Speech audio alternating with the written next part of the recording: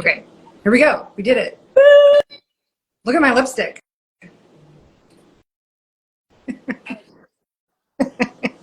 I got this in New York City. Yeah. Hello. I'm good. I think I talked to you a minute ago, and I think it's really funny that we both had a weird morning with our kids today. It's like they psychically knew you guys are going to talk about parenting. Um, but yeah, there's a bunch of people coming in. I sort of announced the topic, but we've got a whole bunch more people coming in. So if you want to announce us again, that would be great.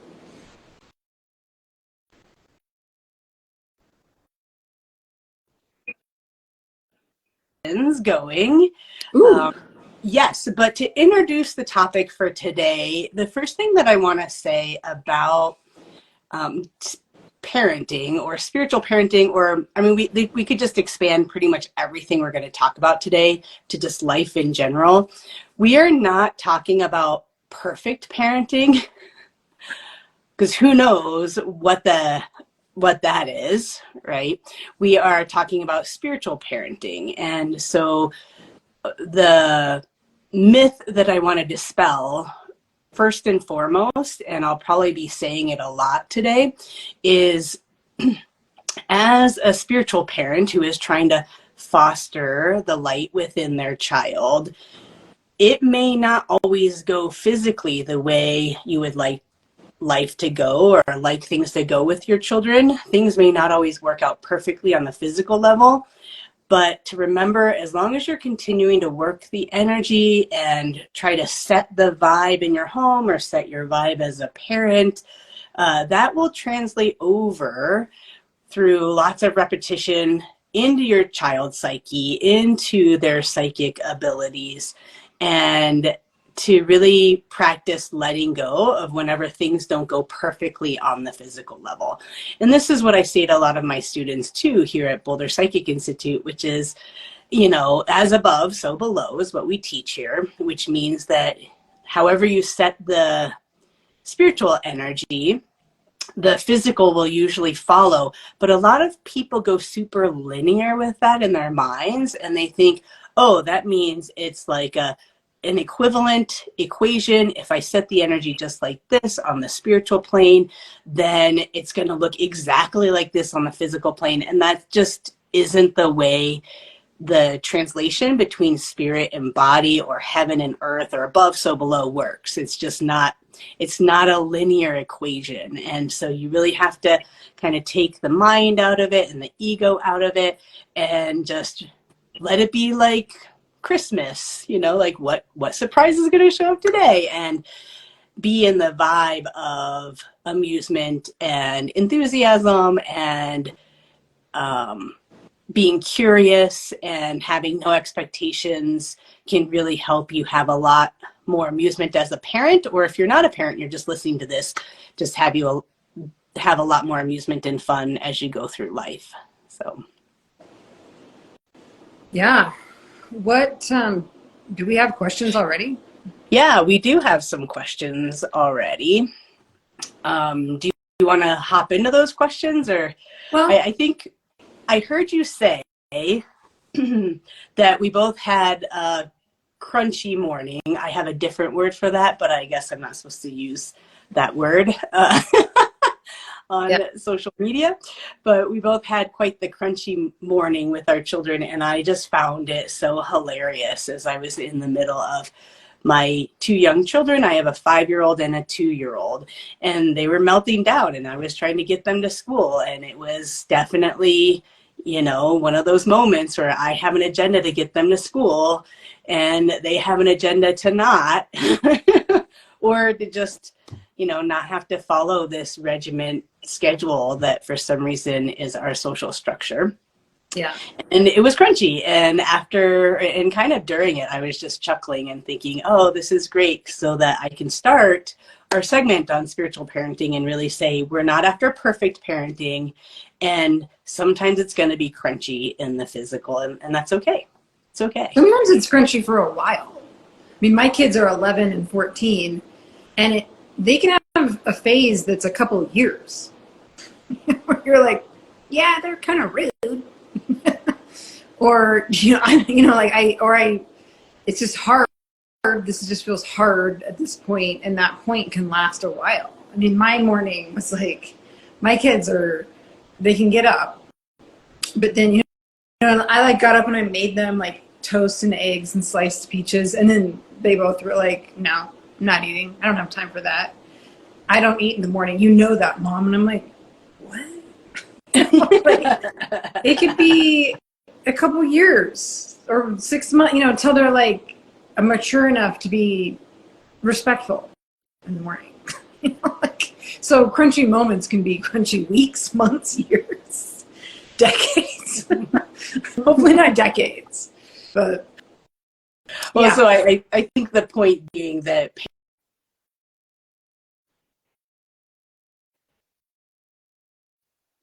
things are going to go a lot further. And so, it's very easy to get focused on the external results and then to give yourself a grade on how it went according to the external results. And where I want to bring the focus back is internal, going within. Well, how was my vibe? How did I manage that? Did I have amusement? When I lost my space and got triggered, did I recover quickly? Am I still triggered? And do I maybe need to do a little meditation now that I, dropped my kids, literally dropped them off at school, right? And to really continue to focus on that inward journey. I think that a lot of Western culture has strayed from parenting, and it's become more of an external event. You oftentimes hear this: my child is a reflection of me. Don't embarrass me because, you are representing me and the family. And there's a lot of pressure that gets put on that child because of this just general external focus that we have here in the West, or in a lot of our civilized cultures, where it's always looking outward. Do you like me? Am I okay? And in the context of spiritual parenting, are my children behaved? Are they appropriate? Are they behaving socially appropriately? Are they getting good grades? Are they succeeding? Are they being nice, or are they being rude? Are they, and we put so much focus on them. And the biggest piece of advice that I want to give to parents and just people in general out there is, can you bring the focus inwards, internal? How am I doing? What's my inner state right now in this experience? And so what? Okay, totally triggered. How can I recover? Even if I'm not recovering right away, can I recover later, or recover 2 years later or 3 years later, Yeah. But keeping that focus inward and trying to let go of the grades, because we're all just bumbling through this as well as we can. Mm-hmm. I can't tell you how many times when I've thought, okay, what am I really bummed out with? And I get kind of still, and I'm like, because I'm afraid of what people are going to think. One, if my kid is not making eye contact, not like, I secretly respect that kids don't do small talk. When someone's like, hi, how are you? What school do you go to? And they just walk by, and I'm like, right? Don't answer, But then I'm like, oh, I need you to act this way. I need you to be this way. So it's like, oh, I'm afraid of what people will think about me because my kid is not following social norms. And the pressure of, am I supposed to mold this human? That's like not very psychic thing, Like, I'm supposed to mold them into this polite, rule-following, smart, self-aware, healthy person. And that, to me, like, that pressure is overwhelming. Well, and to answer that question, the job of the parent is to, maybe mold might feel a little bit too intense, but is to mold your child and to teach them and to have them become successful humans. Okay. And so we get this a lot in Boulder, where we have these spiritual parents who are like, oh, my child is this old soul, so I just follow my child and I just do whatever my wise child says to do. And even in my 20s, I would kind of scratch my head and be like, that doesn't seem like a good idea, because I'm 20 and I think I know everything, but I really don't know everything. Yeah. And I really hope that some adult would set me straight when I have incorrect ideas or ways of going about things. And, and so those children have no life experience in their current body in this current incarnation. So your job as the parent is to teach them how to succeed. And right now, at least if you're raising a child in a civilized culture, your job is to teach your child how to succeed in society, and so part of our societal rules is that you smile, you make eye contact, you engage, you you behave, you do all those things, and that is your job. And so I do want to dispel that notion that a lot of spiritual parents sometimes hold, which is I'm going to follow my child and let my child totally lead, right? There's a balance there, right? Yeah. You guide them, and then where it's appropriate, you do let them lead, and you follow their lead with regards to like weaning or potty training, or what academic they're going to pick, or what after school. You follow those leads, but there's other things where you don't let them lead. You are the leader, right? Yeah. And it's really important to remember that, maybe it is a lot of pressure, but you are molding that child. And, there's nature versus nurture. They are going to come in with some vibrations, some past life patterns or past life wounds or past life successes, and they'll bring those into this lifetime. So there are some things you're just not going to be able to shift or change. But then there are some things that they came in, they chose you for a reason so that they could learn from you, whether it's a good habit or a bad habit. Right. I can't believe my kids don't swear. And they're offended by swearing. Like if a movie has swearing, they're like, oh, turn it off. That's funny. Mine just started swearing, and I'm like, you didn't learn that from me, because I do not use those swear words. Those are, yeah. Mm-hmm. He's trying it on. Right. The question I get a lot from students is, do we teach how much? So someone will start classes at the BPI, and then they'll get on a call with me and they'll go, okay, so can I be teaching this all to my kids? Can I be teaching them all these tools? And I'm curious, I think I just like, what do you want to speak to that on? Of like, to what degree are you teaching your kids psychic tools? And are your kids like levitating at your house, or are they like moving objects with their mind? What I coach parents on who are new to these spiritual tools is that you only impart verbal out loud lessons to your child if you're neutral and if you have mastered that spiritual tool yourself. So what that means is, so never. And so what that means is be the role model. So what I found is, as long as I am role modeling being grounded or in my bubble, my kids are super psychic. I don't need to do anything to make them psychic. So I guess we need to just rewind a second here, which is what I have observed as a psychic over many, many years of just working with human beings is that children are born with psychic capabilities. They're born with their third eye wide open. They're born able to see spirit. They just came from the land of spirit. And so for them, just coming into a little baby body, there's no difference. It's like, oh yeah, I came from spirit. I was talking to that entity over there, that angel over there. Now I'm in my body, and oh, look at my mom's being. Hi, mom spirit. And they will see you through their physical eyes using what I call energy eyes when I talk to kids, right? And they'll see the spirit in everything. And all kids have that ability simply because they just came from the land of spirit, where that's all you do is see or be in the land of imagery, right? That spiritual land. And so they just bring that right in, and there's really no difference. Usually as that child grows, if they're in a home environment that isn't fostering that psychic ability, which doesn't mean that you're talking about it or you're imposing like spiritual guidelines on your kids. It's more that you are being the role model and there's space for them to see or visualize or imagine stuff.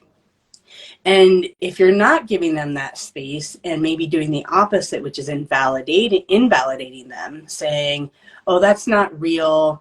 Oh, wow, you have a wild imagination. Where did you make that up from? Or, oh, that is your imaginary friend, right? I just, logically, it's such a funny thing that we say imaginary friend, because it's not like 2-year-olds are like, dude, have you tried out this imaginary friend thing on your parents? It totally trips them up and freaks them out. You know, not like on the friend circuit saying like, try out this imaginary friend thing. It's coming from somewhere, which is that they're talking to entities. They're talking to little, you know, angels or gnomes or fairy creatures, and they're having dialogues, and that's perfectly fine. But when an adult squashes that through invalidation, that's not real. Pretty soon that child just says, well, this is a useless skill. And so they just turn down that third eye. They stop using it, usually by around 3 or 4. Most children who are raised in our current civilized ways shut that down, and then they just stop using it because it's just not useful. And as a matter of fact, in some homes, it gets them into trouble, right? Oh, Mom, are you angry? Because, you know, there's like fumes coming out your head, like your head's about to explode. I am not angry. I am fine. Right. That's just, I'm fine. And the kid's like, you don't energetically look fine, but if you're going to tell me with that much energy and that much conviction, sure, you're fine. And then, boom, I don't want to see that anymore. Yeah. I'm not going to access that. Right. And so, you know, with that premise that all children are very psychic, as a parent, if you just role model being grounded, being in your bubble, those kids will observe you and they'll start to see what you're doing. As a matter of fact, if you are a parent who's pregnant and you're actively using spiritual tools and techniques, that spirit, who before they're even born will be observing you, and they'll be watching and absorbing to the degree that's in affinity for them, those spiritual tools, right? So you don't have to do anything. I would say first and foremost, you got to be the role model, because I can't tell you how many times I've seen parents be like, you need to ground. And I'm like, right? It's just like when you're like, you need to calm down. Right? Oh, that's a classic. When you're yelling at your kids to stop yelling. A few months ago, stop yelling. My son's like, you need to calm down. And I was like, I need to calm down. I'm going to go to my room. I'm going to go meditate. And I just like, you know, I twitched away, and he was like, what just happened to Mom? A demon came in. A few minutes later, taps on my door. Mom, can we do bedroom time or night time now? Not yet. Yeah. Filling in with some gold. Yeah. But right, by me modeling that and just taking myself out of that situation and recognizing, oh, I'm the one who needs to calm myself. I'm going to ground. I'm going to clear some energy. I'm going to replenish with some golden healing vibes. He, you know, hung out in his room, like kind of blink, but also went, oh, what's Mom doing over there? Sure. Oh, I guess I'm going to get back into my body and I'm going to find my calm. Tap, tap, tap. Mom, are you ready? Right. I didn't have to say anything to him. Yeah. So role model, first and foremost.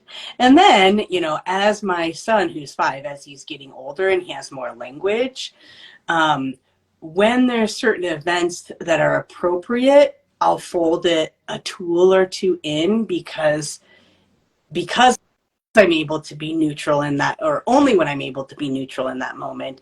And usually it's because it's like applicable in that moment. If you're kind of talking about, oh, you need to protect yourself from this future moment that's going to happen, they don't really compute it, right? Even until 13, 14, it's not necessarily like you got to speak to them in present time, if you will. And so, for example, my son, out loud, we talked about his aura bubble when he was 3 and he started preschool. And he was fine the first few days. And then the next few days at drop off, he was crying. And it took a few days. It was like day 3. As we were walking up, he was fine. He was fine. I was using my tools. He was matching me. We walked up. He saw a few other kids crying, and then he started crying. And that's where then I made my bubble really solid. And I said, hey, Orion, I see that you've lost your bubble. And we've never talked about bubbles before. I was like, I see that you've lost your bubble. Can you make your bubble more like mom's? Just because those little kids over there are crying and they're upset about having to go to school. You don't have to let that into your bubble. Stopped crying. He hasn't cried since, except for this one random day that just happened recently. But that was a totally different thing. So I kind of folded that into the moment. Oh, got it. Now he's really good with his bubble. Does that make sense?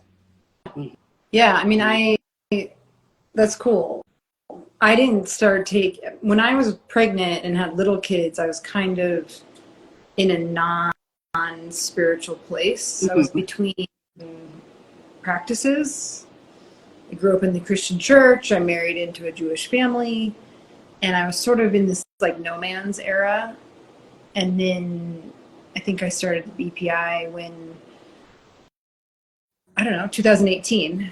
And so I didn't do any like spiritual coaching or anything or modeling in their early years. And I don't know what would be different, or if, that. And now it's interesting because I struggle with like, to what degree do I like say, oh, this is my belief system and here's your belief system. That doesn't feel great. Nothing feels great. But now I'll do like some nighttime meditations with them. I'll talk to them about their dreams. Like my oldest kid can lucid dream really well, which is amazing. I still can't, but she can. And so we'll talk about that. But I kind of like let them initiate the conversation, because they're 11 and 14. That's like, tween adolescent years. But I have to say, I sometimes feel, as someone who grew up in the church, I sometimes wonder, is this bad that my kids are kind of growing up with not a lot of spiritual community? We don't go to church, we don't go to synagogue. So I'm wondering if you see what's my question? Am I doing harm by not like modeling, like verbally modeling everything all the time to them now that they're older, and could because talking to a 5-year-old about all this stuff is like talking to a 14-year-old, they can comprehend more of it. But I'll talk to Nina about it, and she's just kind of like, okay, So I kind of struggle with like someone who grew up with a lot of, this is how the world is, it's this way. And now I'm like letting my kids kind of drive a little more.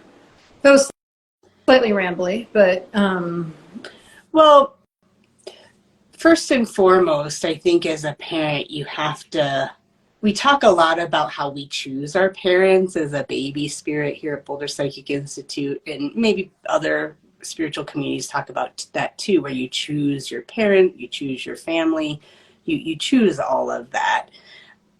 It's easy to forget that your child also, like that, that your child chose you, right? Oh, I chose my parents, but it's hard to remember, oh yeah, they picked me. and I picked them. wow, like we actually agreed to this relationship for this lifetime, which is a very primary, huge relationship, whether you're the parent or the child. I mean, your primary relationship growing up are your parents, right? And so when you flip that as a parent, you look at that child like, wow, this is a big deal, right? And so remembering also that they picked you is key to going easy on yourself. And oh, they picked me in that time during that phase of my life for all of my strengths, all of my weaknesses. They picked me for all of it. And so if there's any regrets around your past, whether it's like in your case, oh, I didn't have spiritual practice when they were younger, and so now they're kind of getting it, and was that a bad thing? Or you are a spiritual parent and you do some things that are probably not amazing, can you forgive yourself? And one of my mantras is like, well, they did pick me, they picked me, right? You guys applied for this job, okay? Right? Yeah. And so that's how I find my own amusement and my own grace, and remind myself, like, I'm not perfect. I'm not a perfect human being. I have some strengths. I have some weaknesses. And both of my children picked me at various times of my life so that they could participate in those activities with me and learn some good things and maybe learn some not so great things, right? So that's the first thing, is to try to find some way to find some amusement with that. I remember I had a friend in my 20s whose husband died, and they had a 5-year-old and an 8-year-old when he passed of cancer, and she was like, my kids are ruined now, and they're definitely gonna have to go to therapy. And I said, whether their dad died or not, if your kids don't go to therapy, I don't think you're doing your job as a parent. And that was my kind of way to twist that in a fun way where we could both laugh about it. And nowadays when I do talk to her, we still joke about that, like, yep, they're gonna go to therapy. And you do have to find some way to lighten up as a parent. I think that's really important. With regards to a spiritual community, I think that as long as the community that you're in, whether it's spiritual or not, is one that aligns with you and your values, whether it's spiritual or, your neighbors, as long as there's some level of alignment there, I don't think you're doing any harm. You probably remember going to church maybe wasn't always that great, or sometimes there were people at church that didn't follow all of the religious rules, and you kind of might have looked at them with confusion or judgment as a kid, like, well, why are you doing that? And so I think that having a community around you, as long as it aligns with you, is totally fine. I don't think it needs to be like where we go and we interact with these people who are spiritual. I think I still just have like lingering like twinges of guilt. I've spent like a lot of my adult life kind of deprogramming from the religious upbringing of like looking back and going, no, I don't believe that. That wasn't right. But then there's still stuff that's like, my kids should be going to something every Sunday.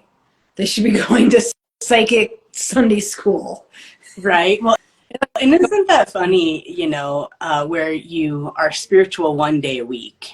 Yeah, right. And being a spiritual human being, or a spiritual parent for that matter, is recognizing your spirit within and the spirit within everything in every moment. And can it be a moment-to-moment daily practice instead of just on Sundays? And those are the people that maybe you might want to surround your kids with. Right? Yeah. And then I think at that age, the age of your girls is a great age to actually talk about some tools. You can meditate them to bed. We've done mock-ups like of how we want a trip to go, where we set an intention. Yeah, I think when I've been working with kids, like after around, like right around 8-ish, 10-ish, you can start to talk a lot more about those tools. And if they're open to it and you're not doing it in a punishing, forceful way, you know, you can run them through a meditation or have them visualize some things. We actually had a question come in about nightmares or sleep terrors and how do you help your child process that? And it really depends on the age. My son had night terrors. He had a few of them when he was like 1.5, very pre-verbal. And, you know, he just woke up screaming and was just like, you know, not in his body and just, you know, kind of just screaming.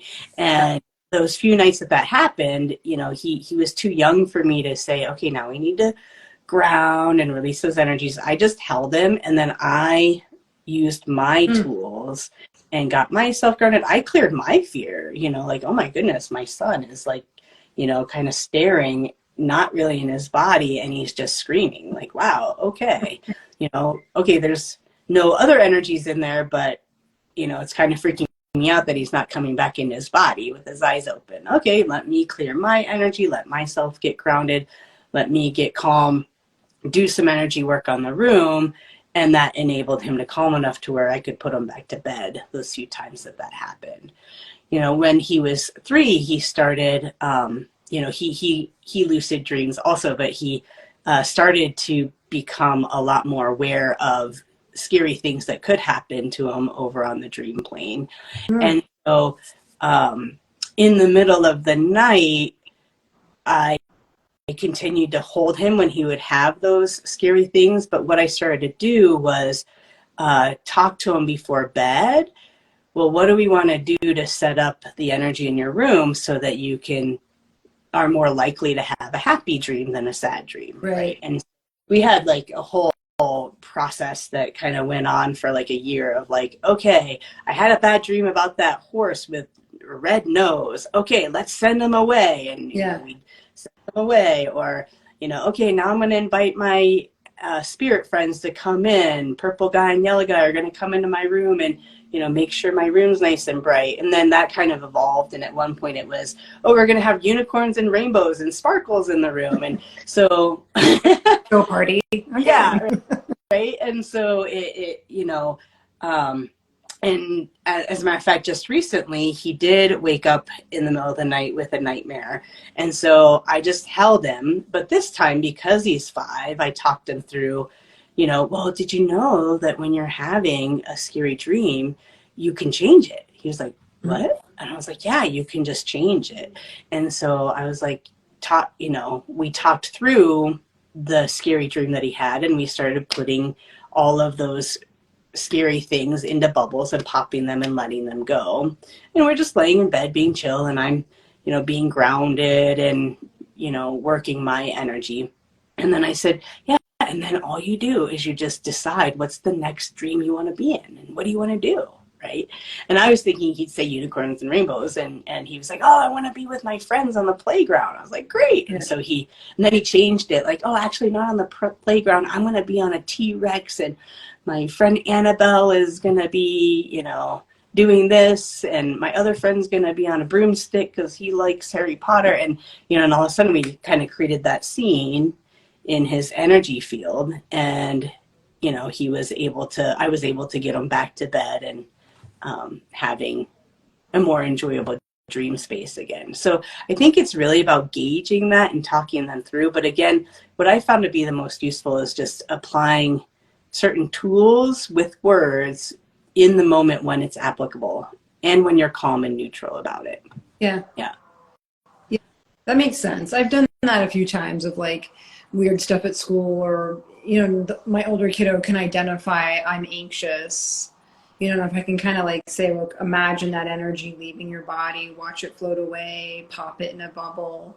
And then that's about where I leave it. Like, I don't follow up and be like, did you try it? Did you do it? Because she had nightmares too for a long time. Mm-hmm. She still does sometimes. Yeah. But which is just, you know, it's unnerving as a parent. Like, why are you having all these nightmares? Mm-hmm. But she seems it's natural, especially for kids, to have nightmares, because they don't have a lot of agency in their lives. Right. And so I mean, the astral plane and the spiritual plane, I always say as above, so below, but it does play back in the other direction to some degree. And so those kids are processing where they don't have that agency. Right. And like, it's weird to say, but a safe place to do that is on the astral plane, where parents aren't going to set consequences or get triggered or whatever. And so they'll kind of work out those levels of not having agency. So a lot of kids who remember their dreams, they can't run from somebody who's chasing them. Right. There's 10,000 doors that won't open, or it becomes like 100 doors and they can't get anywhere, or they can't fly, or, there's a lot of those levels where they're processing not having agency. And to some degree, they don't get to have full agency when they're young children. They don't get to decide and everything that they're going to do. And so that is a natural process. And then at some point, teaching them where they can have agency on that astral plane, right? Let's dream something different. Let's just change scene. That will start to help them as they get older, and recognize in their early teens, or once they're emancipated from the family, they'll be set up with more tools for having agency and being able to create what they want on the astral plane, and then bring that into the physical with full freedom, where they don't fully get that when they're at home in the family, operating off of the family agreements and what the family needs to be able to function. What about when like the relationship is troublesome? Like I have an easier time with one kid than the other. When like one kid is like a mini me, so everything she does, I'm like, yeah, I get it. Like even when she's bad, I'm like, right. But my other kid, I have more trouble with. Like, I don't understand you. Why are you acting like that? You're driving me crazy. I'm driving you crazy. We're driving each other crazy. I don't think I'm the only parent. It's like, yeah, like it's just like, this is my kid that I don't understand. Yeah. And again, then you have to remember, well, I picked this child. You picked both of them. You agreed to it. You're never a victim. And to look at that child as like, wow, thanks for showing me that there's another way. And then you get to clear your limitations where you aren't able to give other people around you, or maybe even yourself, permission to express or to interact or to be the way that child is. Right? And, it's that, wow, you're triggering so much. Thanks for helping me grow. Yeah. I guess I'm going to have to do my energy work, right? And again, it's a primary relationship. And so it's huge for that child, but it is also huge for you. And so this is where, deep in the recesses of, the three wisdom spiritually, you're like, I want this child because, man, it's going to be hard and I'm going to have to grow. Right? And that doesn't mean that you don't take breaks or you don't tag team it with, your co-parent or nannies, or, like you always say, you send them to trained professionals at school. It's okay to take some space. Like, wow, you trigger me a lot. It's all right to do that. But I think, again, it's that inward focus, right? It's so tempting to be like, you're not like me, you're so emo, you're whatever, and to want to place that over there. And the practice is really go within. What is my child right now showing me right now within myself that I'm either willing to look at or I have no permission for? Yeah. Right? Inward. That's tough with your kid. I think that's the toughest. It's really, because, you don't want to raise a child who's going to be a problem for the rest of society to deal with. Yeah. Right? Right. And I know some parents who have done that, and I'm like, ooh, yeah. And the guilt and the shame, and like, that's kind of not a parent's worst nightmare, but that is a parent's fear, is that their child's going to grow up and not be functional in our current society. And so you do have to train your kid to do that. And so if you're going to choose like spiritual freedom, and or if you have the choice between that and, oh, I need to teach my kid how to tie his shoes or how to say please and thank you right now, do that, but try to do that from a peaceful vibe within, and then, you know, spiritually infuse some of those other things, because, you know, you do have to teach that child how to succeed.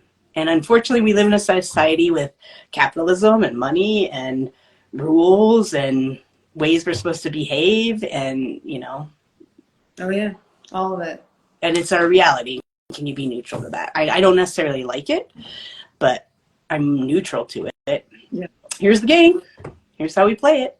Mm-hmm. Here's a good question. I repair with my children when we have conflict, or I do or say something that wasn't so great. Are there ways to repair energetically? Yes. First and foremost, you have to forgive yourself. Ugh. Because I know. Because if you don't forgive yourself and you go to repair, you're going to make things worse. Because you're going to be going to repair from guilt or shame or self-judgment, self-criticism, all the things. And that's just going to get vomited right onto your child. I think I've done so, right. Yeah. So even if, I mean, sometimes if I'm not in a great space to repair out loud with my child, I won't. I just, you know, and I'll approach it later when I'm in a better vibe and say, do you remember that thing that happened yesterday where, you know, mom did this and then you did that and then this is how it went? You know, well, I'm sorry about that. But I do it when I'm not going to spew anything on him.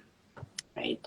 Yeah. And so you first and foremost have to get yourself shored up. And if you can't get yourself shored up, then I wouldn't even broach that verbally, because you're just going to make it worse.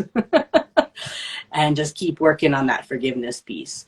And pretty much if you can forgive yourself, again, like I said, that child will match you and they'll just drop it. I mean, kids they don't hold on to things like adults do. And they're very likely to just drop it, come to present time and be like, oh, look, mom's face looks good. Great. And she's forgiven herself, so I can forgive her and I can forgive the situation and move on. Oh, yeah.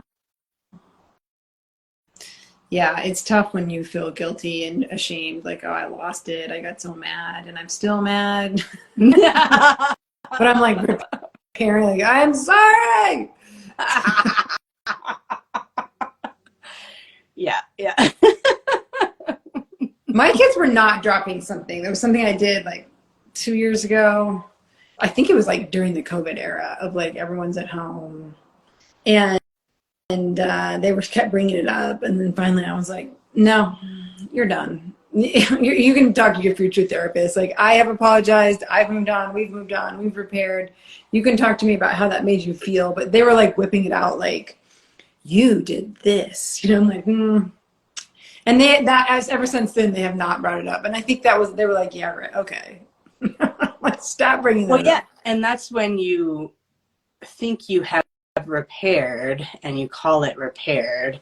And they go, oh, look at that big bleeding, gaping wound in mom's space of non-forgiveness. Oh, I can use this. I mean, the kids are smart. Everybody's smart. Yeah. We want to, you know, work things to our advantage. And so while you had that wound, they kept doing it. And then finally you just said, no, I'm not playing this game. Yeah. And in that, them poking you finally had to forgive yourself and say, well, yeah, we're not going to dialogue about this anymore. And in that, the book closed and the wound repaired. Right. Right. So it is, again, right? How do I repair with my child? I have to repair my child because I broke them. I effed them up, right? They're not as fragile as you think, right? I mean, even like little ones, they're so malleable. They can fall and just nothing breaks. It's amazing. And they're stronger than we think. And so, again, that inward focus. Am I repaired? Have I repaired myself? Am I whole? And then maybe I'll say some words, but I would say if you can energetically bring yourself to repair to completion with whatever it was that went poorly, then that child's gonna match you. And that's, to me, the beauty of role modeling, and how you don't really have to work so hard with your words, right? Yeah. Ooh, do you want to hear another question? Sure. How much influence can we have over sibling dynamics? How do we foster great relationships? That's a good one. That's funny. I was just peeking down at my paper, and I think that one came in through one of our Instagram stories also. That's been coming up a lot, the sibling stuff. I've had stuff with clients. I had a thing with, like, there's been a lot of sibling stuff out there. You know?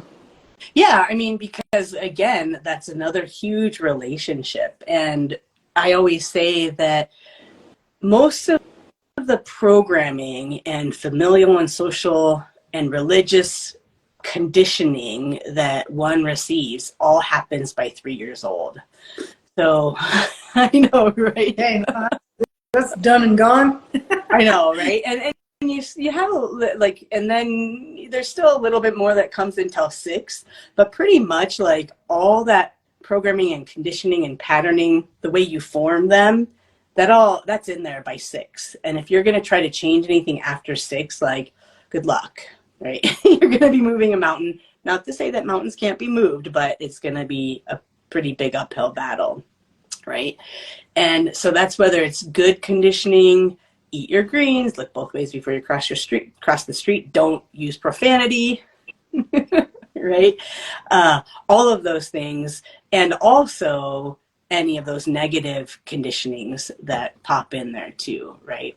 And so the child dynamic between siblings, that gets in there, and it's going to form at least the younger child, depending on, the age gap, and it's going to affect that younger child a bit more than it is that older child, because they're not only getting conditioned and programmed by their parents and their teachers, but now they have an older sibling, right, who's kind of imparting some stuff in there too. And again, like, it's so, like, it triggers me. It definitely triggers my husband more, because we have a little girl and an older boy, right? Well, and so there's the gender role dynamics and stuff around that.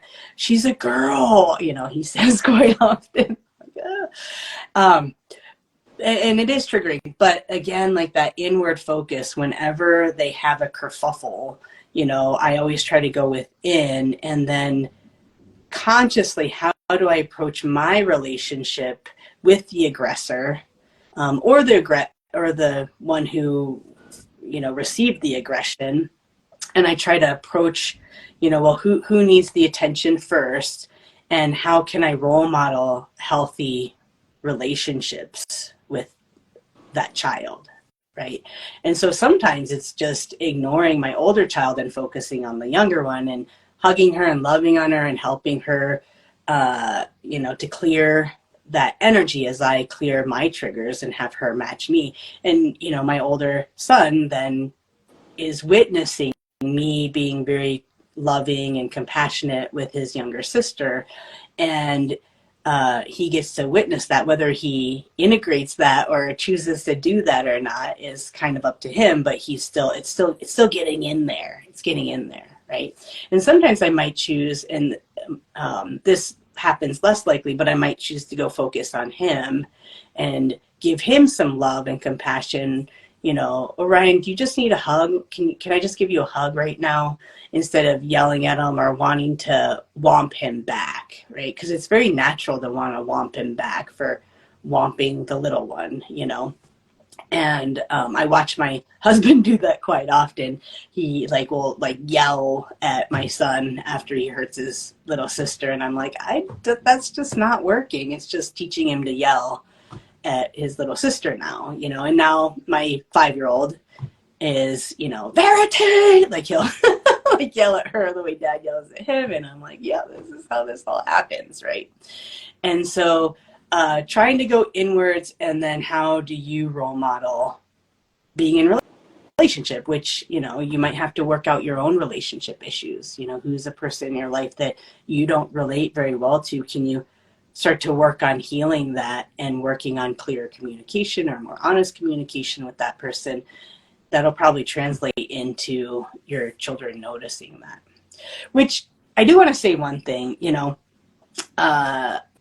with regards to parenting, there's a lot of influences in that child's life too. And so again, I want to circle back to that as above, so below. Oh, if I set the energy perfectly within me, then this is perfectly how it's going to go in the physical. And the other dynamic that can really change that is other people's agendas, other people's ways of manifesting, right? So I set the energy a certain way, and my husband doesn't always want to follow my energetic lead, you know? So it's like, well, you know, and oftentimes I sit back and I just watch him and my son accrue karma.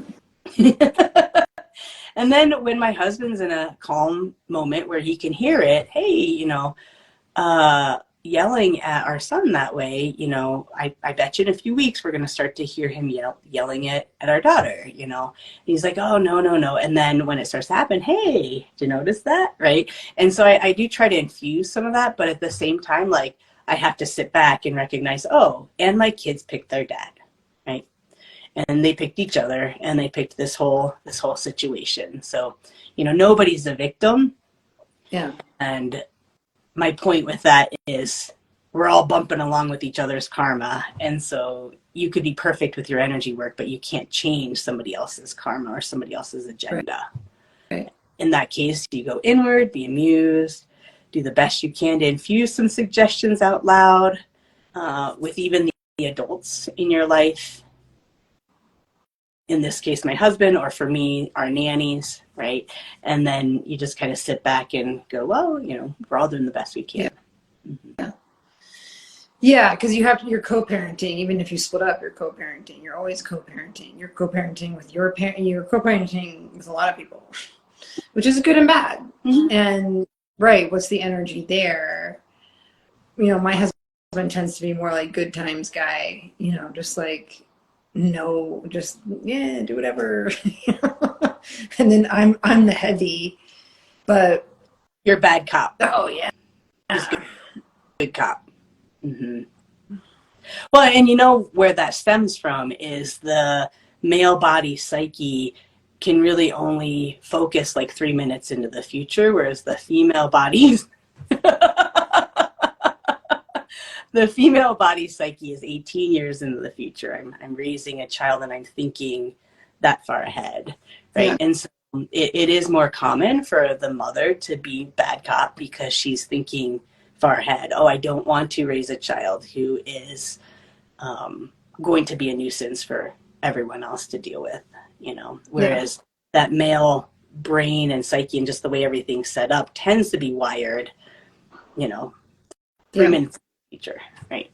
Because they just, they don't raise children necessarily, they just spread their seed. I think I mean, that's human. That's like, think caveman, cavewoman. That's the psyche that comes out. Yeah, you can choose. I think I've been practicing something for the last couple years where I just confess my weaknesses to my kids verbally, because sometimes I can't forgive myself and be neutral. And so like when they fight with each other, it's extremely triggering to me. Something about the sound of fighting in the house makes me, because I grew up with a lot of fighting, and my sister and I continue to fight a lot. Unfortunately, we have a tough relationship that ebbs and flows. But so the other day I finally was just like, you guys, the reason I get so upset with you is because I get so afraid that you're not going to grow up and have this great fun relationship, and I want I want you guys to be besties forever, and and I'm like, so those are my feelings. I just own it now. I've been practicing. I mean, my kids are older than yours, so I've been kind of practicing with like, what happens if I just confess and be like, this is my weakness, that this sound of fighting reminds me of this, this, and this. Here's what my fears are. And then they're like, Mom, relax. None of that's going to happen. you know, I'm like, well, stop fighting. And also, um, and I tell them, like, yeah, I mean, yeah, children will go, I mean, it's psychology 101, but they'll go against whatever your agenda is. And so if your agenda is, I want you to be besties, they'll do the opposite, right? And so what you're doing by confessing, and you might just follow that up with some energy work too, is grounding out where you don't have permission to have that agenda, where you can't just toss that out there as a neutral like suggestion to your kids, and you want to force it on them, right? And you can blow or clear those energies that have you get forceful with your wish, and maybe even do some clearing work around those fears that, you know, what if they turn out like me and my sister? I failed. yeah. Mm-hmm. Yeah, that's hard. You know, Mm-hmm. you have your own shortcomings, and you're like, am I going to pass this on? Yeah. Yeah, getting neutral to that. That's a whole thing. Yeah. Mm-hmm. And that is the. I mean, I used to teach spiritual parenting classes, and I'll probably get back into it again here soon. But one of the things that we would do in one of the first classes is neutralize the energy of what would happen if your child died, right? I know. Because if you hold that agenda, you have to live, you have to live, you have to live, you're not going to teach your child how to live. You're going to teach them how to be in fear, right? And I have worked with a lot of parents who have lost a child, and that's like the worst. I mean, that is a parent's worst nightmare. Mm-hmm. And that is probably the biggest life lesson a human being could ever manifest, is losing a child, and it's brutal and intense. But if you don't work that energy up front, again, you want to teach your child how to live in fear, or do you want to teach them how to live in freedom? Yeah. And so you have to, freedom. So for you, like, the baby step is, can I be okay if they hate each other as adults? Yeah. Yeah, that's a good thing to meditate on. I'm just getting neutral to that. Yep. And I think I did my usual Miwa ruined something. Yeah. Miwa makes it dark. No, I'm kidding. Miwa makes it dark and real. Yeah, you gotta be your kid dying. Right. Well, and I mean, that would be sad or probably, upset for a very long time, but you have to clear that energy that you would die or you would become an non-functioning human being, right? Like, I will still be okay. I'll be sad for a very long time, but I will be okay. Yeah. Well, on that heavy note, I know. Let me tell you, we have to, I don't know if we get cut off right at 1. We do get cut off right at the hour point. So, Three and I have been doing monthly free pop-up classes. Our next one is September 29th. It's at 11 a.m. Mountain Time. It's called From Turbulence to Tranquility. And one of the things that Three and I have been really watching in our society is how we still haven't fully landed from the pandemic, and how things are still rocky and shaky. And how do you land? How do you be okay with landing in a new place? Because the world is not going to be the same again. And I've been observing a lot of people just unconsciously assuming it's going to be the same.